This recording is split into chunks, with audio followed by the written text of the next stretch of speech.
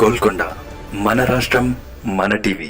Please subscribe Golconda TV. For more updates bell button పై click చేయండి.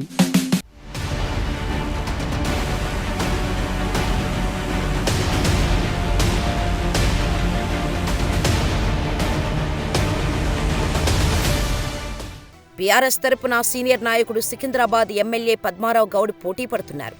ఇలా 3 పార్టీల నుంచి 3 సీనియర్ నాయకులు సికింద్రాబాద్ లోక్సభ నియోజకవర్గాన్ని చేజెక్కించుకునేందుకు కసరత్తులు చేస్తున్నారు.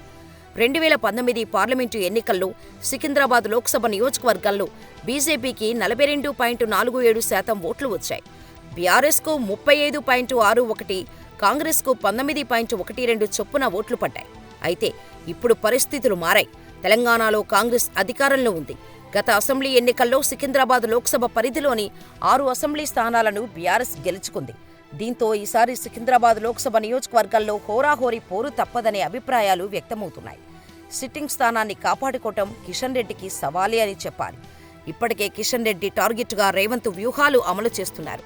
మరోవైపు అసెంబ్లీ ఎన్నికల్లో దక్కిన మద్దతుతో లోక్సభ స్థానాన్ని కూడా కైవసం చేసుకోవాలని బీఆర్ఎస్ చూస్తోంది. మరి ఈ రసవత్తర పోరులో విజయం ఎవరిదో వేచి చూడాలి.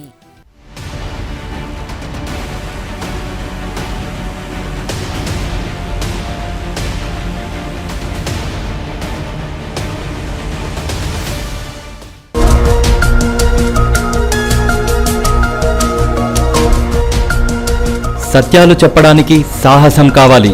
నిజాలు చెప్పే పత్రికలు రావాలి. నిజం మా నైజం. మెట్రో పక్క తెలంగాణ దినపత్రిక.